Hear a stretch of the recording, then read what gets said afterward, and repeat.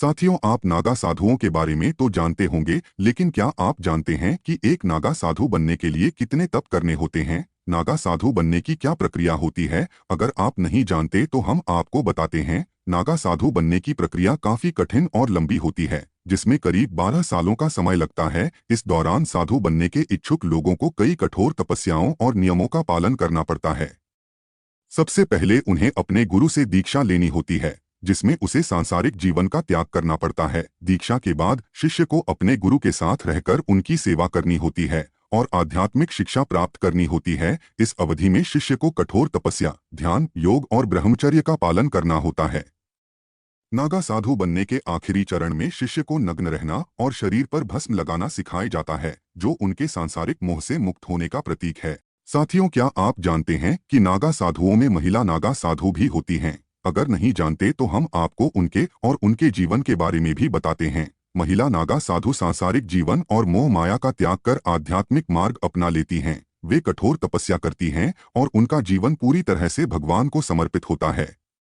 नागा साधु बनने की इच्छा रखने वाली महिलाएं 6 से 12 साल तक ब्रह्मचर्य का पालन करती हैं। दीक्षा के दौरान महिला का मुंडन किया जाता है, पवित्र नदी में स्नान कराया जाता है और उसे खुद का पिंडदान करना होता है। दीक्षा के बाद महिला अपने गुरु की सेवा करती हैं और निर्देशों का पालन करती हैं।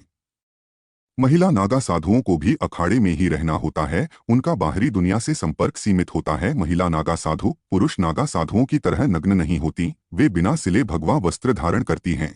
अगर आपने प्रयागराज महाकुंभ की तस्वीरें देखी होंगी तो उसमें आपको बहुत सी तस्वीरें नागा साधुओं की नजर आएंगी, जो कुंभ में संगम में डुबकी लगाने और शाही स्नान करने के लिए प्रयागराज पहुंचते हैं। लेकिन क्या आपने कभी सोचा है कि नागा साधु इतनी ठंड में भी कैसे बिना कपड़ों के रहते हैं? अगर नहीं जानते तो हम आपको बताते हैं। इसके पीछे की वजह है नागा साधुओं का विशेष योग और प्राणायाम करना, जो उन्हें ठंड में गर्म रखने में सहायक होता है। नागा साधु अपने शरीर पर भस्म लगाते हैं, जो एक इंसुलेटर की तरह कार्य करता है और उन्हें मौसम के प्रभाव से बचाता है। इसी के साथ उनका आहार ऐसा होता है जो शरीर में गर्मी बनाए रखता है, जिससे ठंड का प्रभाव कम होता है। कहा जाता है कि नागा साधु की कठोर साधना और मानसिक शक्ति उन्हें शरीर की संवेदनाओं पर नियंत्रण रखने में मदद करती है और उन्हें ठंड कम लगती है। साथियों, आपने नागा साधु और अघोरियों के बारे में जरूर सुना होगा, लेकिन क्या ये नागा साधु और अघोरी एक होते हैं या नहीं? हम इसी पर ये वीडियो लाए हैं। आपको बता दें कि नागा साधु धर्म के रक्षक माने जाते हैं। उनकी परंपरा आदिगुरु शंकराचार्य ने 8वीं सदी में शुरू की थी। नागा साधु का काम धर्म की रक्षा करना और समाज में धर्म का प्रचार प्रसार करना है। वे अपने शरीर पर भस्म लगाते हैं, जो उनकी साधना का प्रतीक है। वहीं अघोरी साधु भगवान शिव के अनन्य भक्त माने जाते हैं। अघोरी सामान्य समाज से अलग रहते हैं और उनकी साधना का तरीका भी अनोखा होता है। इनके पास हमेशा एक नरमुंड यानी खोपड़ी रहता है। नागा साधु कपड़ों का त्याग कर चुके होते हैं, जबकि अघोरी जानवरों की खाल या किसी साधारण कपड़े से शरीर का निचला हिस्सा ढककर रखते हैं। नागा साधु शास्त्रों और परंपराओं के पालनकर्ता होते हैं, जबकि अघोरी तंत्र मंत्र और विशेष प्रकार की साधना करने वाले होते हैं। इसलिए हम कह सकते हैं कि नागा साधु और अघोरी अलग होते हैं। साथियों, क्या आप जानते हैं कि जो लोग नागा साधु बनते हैं वे अपना पिंडदान खुद ही करते हैं? अगर नहीं जानते तो हम आपको बताते हैं वे ऐसा क्यों करते हैं। नागा साधु बनने की प्रक्रिया में एक साधारण व्यक्ति का संसार से पूरी तरह से त्याग हो जाता है, लेकिन इस प्रक्रिया का सबसे अहम पहलू है अपना पिंडदान। हिंदू धर्म में पिंडदान मृत पूर्वजों के लिए किया जाता है ताकि उनकी आत्मा को मोक्ष मिल सके, लेकिन खुद को संसार से मुक्त मानने वाले नागा साधु अपनी ही आत्मा के लिए पिंडदान करते हैं। पिंडदान के माध्यम से वे प्रतीकात्मक रूप से अपनी पुरानी पहचान को खत्म कर देते हैं। ये प्रक्रिया इस बात का संकेत है कि अब उनका जीवन सिर्फ धर्म साधना और मानव कल्याण के लिए समर्पित है। साधु बनने के बाद वे किसी के पुत्र, भाई, पति या पिता नहीं रहते। उनका परिवार सिर्फ उनका अखाड़ा और धर्म होता है। कह सकते हैं कि उनका पिंडदान उनके पुराने जीवन का अंत और ईश्वर को समर्पित नए जीवन की शुरुआत है।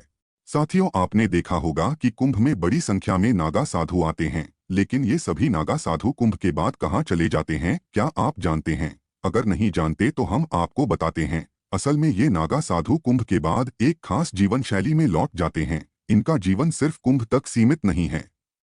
नागा साधुओं का कुंभ के बाद का सफर उनके अखाड़ों की ओर होता है। इन अखाड़ों का मुख्यालय हरिद्वार, उज्जैन, प्रयागराज और नासिक जैसे धार्मिक स्थलों पर स्थित है। साधु कुंभ के बाद इन स्थानों पर लौटकर अपनी साधना जारी रखते हैं। अखाड़ों में लौटने के बाद नागा साधु फिर से अपनी तपस्या और योग साधना में लीन हो जाते हैं। कुछ साधु हिमालय या अन्य शांत क्षेत्रों में चले जाते हैं, जहां वे कठोर तपस्या करते हैं। कुछ साधु गांवों और शहरों में धर्म का प्रचार प्रसार करते हैं। ये हमारी संस्कृति और परंपराओं को जीवित रखने में मदद करते हैं। साथियों, नागा साधुओं और उनकी जीवन शैली के बारे में आपने काफी कुछ सुना होगा, लेकिन कई ऐसे तथ्य भी हैं जिनके बारे में आप नहीं जानते होंगे। इनमें एक ऐसा नियम भी है जो काफी सख्त है। इस वीडियो को आखिर तक देखिए, आपको उस नियम के बारे में पता चलेगा। जब भी आपके घर कोई नागा साधु आए और आपसे कुछ खाने को मांगे तो उन्हें जितना अच्छा और जितना हो सके उतना भोजन कराइए। इसके पीछे का तथ्य ये है कि नागा साधु दिन में सिर्फ 7 घरों से ही खाना मांग सकते हैं। नागा साधुओं का ये नियम काफी सख्त होता है। अगर उन्हें दिन में 7 घरों से कुछ भी खाने को नहीं दिया जाएगा तो वे 8वें घर से कुछ भी खाने के लिए नहीं मांगेंगे, फिर चाहे उन्हें भूखा ही क्यों ना सोना पड़े। यह नियम उनकी तपस्या, त्याग और अनुशासन का हिस्सा होता है, जिसका उद्देश्य होता है कि वे भिक्षा को सिर्फ जीवन निर्वाह के लिए ही लें और किसी भी प्रकार की लोभ या संग्रह की भावना न रखें। महाकुंभ में नागा साधुओं का महत्व बहुत ज्यादा होता है। उनके बिना महाकुंभ शुरू नहीं होता। नागा साधुओं के स्नान करने के बाद ही श्रद्धालु कुंभ में स्नान करते हैं। लेकिन क्या आप जानते हैं कि कई नागा साधु महीनों और सालों तक नहीं नहाते? ऐसा क्यों है, इस वीडियो में हम आपको बताएंगे। नागा साधुओं का मानना है कि बाहरी शुद्धता से ज्यादा जरूरी आंतरिक शुद्धता है। वे शरीर की सफाई के लिए पानी का उपयोग करने की बजाय भस्म का लेप लगाते हैं। भस्म का ये लेप सांसारिक मोहमाया से मुक्ति और आध्यात्मिक शुद्धता का प्रतीक माना जाता है। उनका विश्वास है कि ध्यान, योग और भस्म का उपयोग ही आत्मा की शुद्धि के लिए पर्याप्त है। लेकिन सभी नागा साधु स्नान से पूरी तरह परहेज नहीं करते। कुछ साधु नियमित अंतराल पर स्नान करते हैं, विशेषकर जब उनकी साधना की परंपरा इसकी अनुमति देती है। नागा साधुओं के स्नान का कोई सटीक नियम या समय नहीं होता, क्योंकि यह उनकी साधना, परंपराओं और व्यक्तिगत तपस्या पर निर्भर करता है। साथियों, आपने नागा साधुओं के बारे में जरूर सुना होगा, नागा साधुओं को देखा भी होगा, लेकिन क्या आप जानते हैं कि नागा साधु कपड़े क्यों नहीं पहनते? अगर नहीं जानते तो हम आपको बताते हैं। नागा साधुओं को अघोरी या सन्यासी भी कहा जाता है। उनकी नग्नता उनके जीवन और धर्म के प्रति गहरे समर्पण को दर्शाती है। ये उन्हें दुनिया से जुड़े भौतिक बंधनों से मुक्त करता है। नग्नता सांसारिक मोहमाया और स्वार्थ से पूरी तरह मुक्त होने का प्रतीक है। नग्नता उनके प्रकृति के साथ गहरे जुड़ाव को दर्शाती है। उनका मानना है कि हम सभी प्रकृति का हिस्सा हैं और नग्नता इस सत्य को स्वीकार करने का प्रतीक है। हिंदू धर्म के संन्यास आश्रम में व्यक्ति को अपनी व्यक्तिगत पहचान छोड़नी होती है। नग्नता इस समर्पण का सबसे उन्नत रूप माना जाता है। उनकी नग्नता उनकी बहादुरी और स्वतंत्रता का प्रतीक भी है। ये दर्शाता है कि वे किसी भी बंधन से परे हैं। आप और भी ऐसे विषयों पर वीडियो चाहते हैं तो हमें कमेंट करके जरूर बताएं। चैनल को सब्सक्राइब करें और वीडियो को लाइक करना न भूलें।